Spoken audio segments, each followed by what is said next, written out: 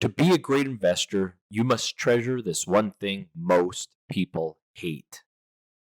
From its source on the Tibetan Plateau, the Yangtze River winds its way 3,900 miles through China and terminates near the megacity of Shanghai. The Yangtze is one of the world's longest, most powerful rivers. For more than 2,000 years, it has played a key role in Chinese history as a source of drinking water, a crop irrigator, and as a transportation network. Although the Yangtze has supported lives, it has ended many others. In 1931, torrential rains caused the Yangtze to flood its banks, which wiped out crops and led to the death of an estimated 3.7 million people, making it one of the deadliest natural disasters in history. In 1954, another round of flooding resulted in deaths of more than 30,000 people. In the early 1990s, the Chinese decided to harness the Yangtze with a huge dam. At over 1 mile long and almost 600 feet tall, the Three Gorges Dam is the largest hydroelectric dam on Earth. It costs more than $30 billion to build and produces awesome amounts of electric power. It's also a key part of the Yangtze flood prevention system. To this day, the Three Gorges Dam stands as a monument to mankind's ability to harness powerful forces and direct them towards productive means. But there are incredible risks with such structures and power. We've harnessed rivers like the Yangtze, we've harnessed the power of the atom to produce nuclear energy. So as an investor, why should you sit in fear of volatility? Instead of joining in mankind's legacy of harnessing its extraordinary power to build wealth. This could be a landmark moment for you. To most investors, volatility is a bad word. It's like a habanero pepper in your oatmeal. You don't want to see it in your sensible, conservative investment mix. The talking heads on financial television bemoan volatility. Mainstream headlines make it sound like a terrible thing. And this brings up one of the greatest lessons you can ever learn about the financial markets, one of the true keys to market mastery.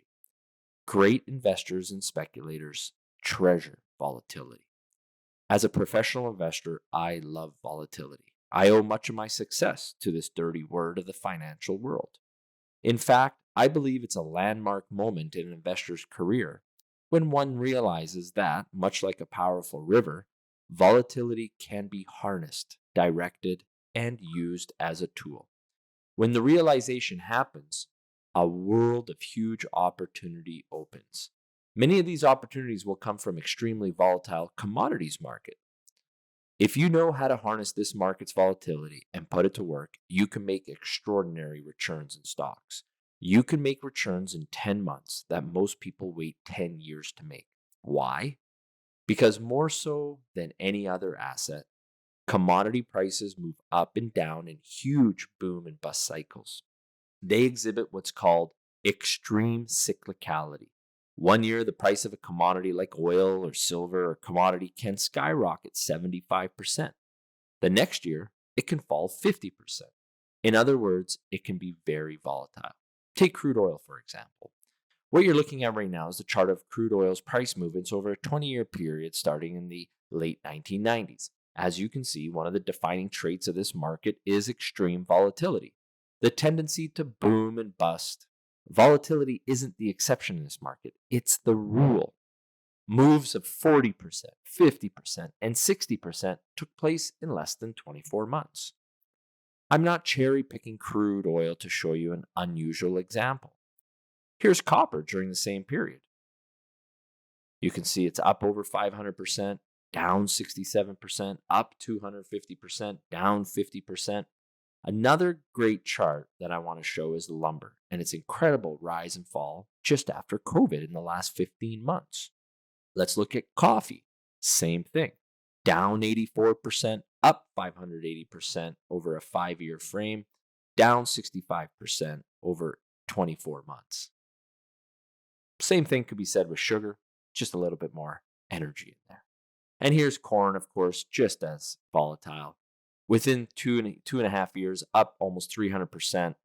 Within just 12 months, down 60%. Within 18 months, up over 150%. Then within 24 months, down 60% and change. Given their volatile nature, it's not uncommon for commodity markets to soar hundreds of percent higher in just a few years. Their massive price moves create massive opportunities. For example, during the 2008-2009 financial crisis, the share price of Canada's largest diversified miner, called Teck Resources, plummeted from over $50 a share to under $4 a share. Now, this is Canada's largest mining company. This isn't some junior hoping to mine. It has tens of thousands of employees. It then soared back to $40 per share within 12 months. Most financial advisors will urge you to avoid volatile markets like the ones I've described. In most cases, I agree with them. Armchair investors have no business trying to navigate these rapids. These folks are best served by regularly buying shares in low-cost index funds, setting for average returns, and getting on with their lives. But what if you're willing to do extra work to earn extra returns? What if you're interested in being better than average, like 10 or 50 or 100 times better than average? You might consider learning how to harness the commodity market's volatility and using its extraordinary power to generate wealth for you.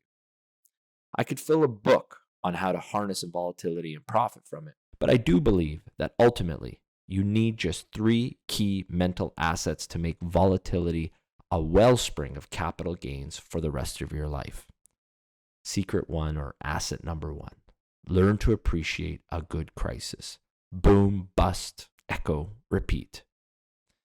The March meltdown of 2020 due to COVID was a prime example.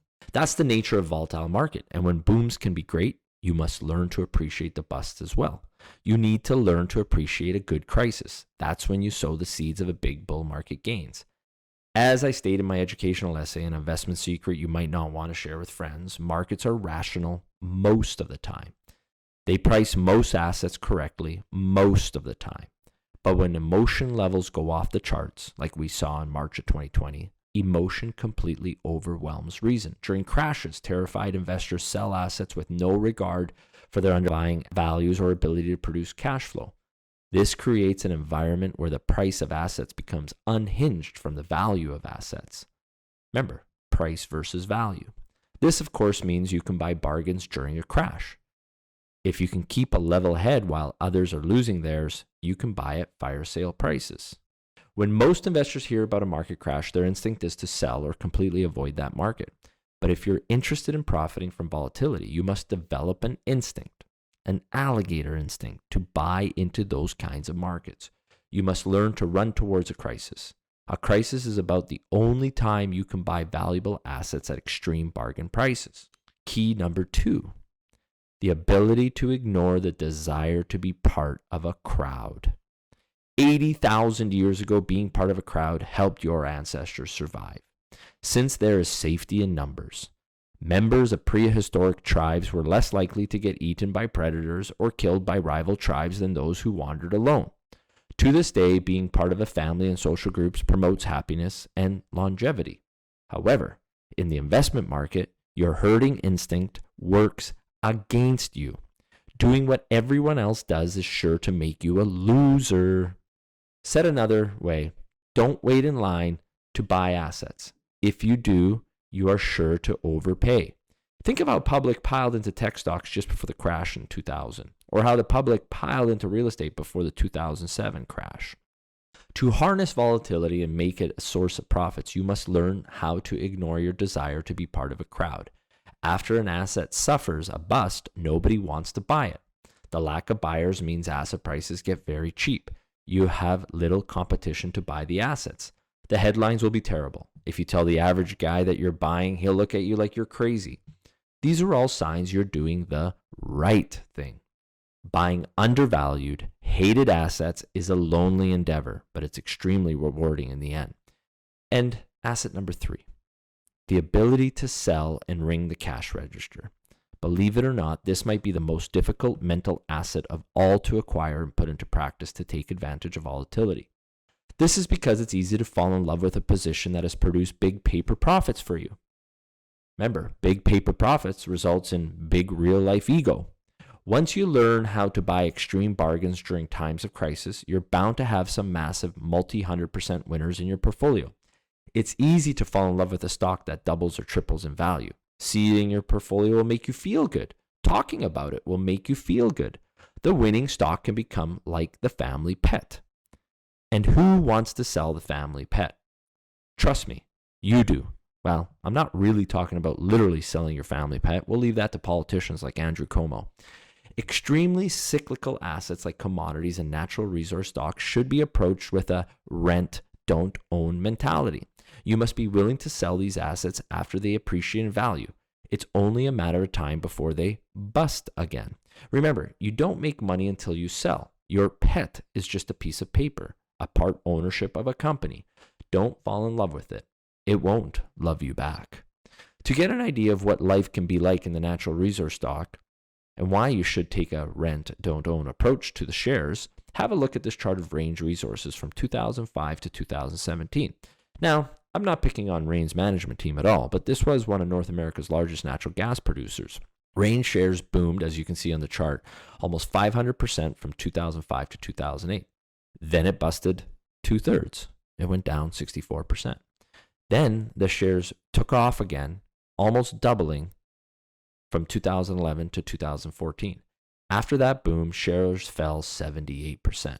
When resource stocks like Range boom, speculators can make big money, but only if they sell. So, in summary, if you're new to the markets, it's easy to get scared of volatility. The media certainly makes it out to be a bad thing, but I'll state again for emphasis.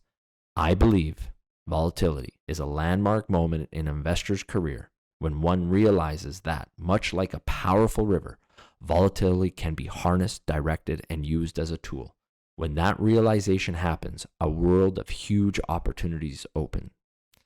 Many of the opportunities will be volatile commodity markets. If you learn how to harness this volatility and put it to work, you can make it a source of huge capital gains for years to come.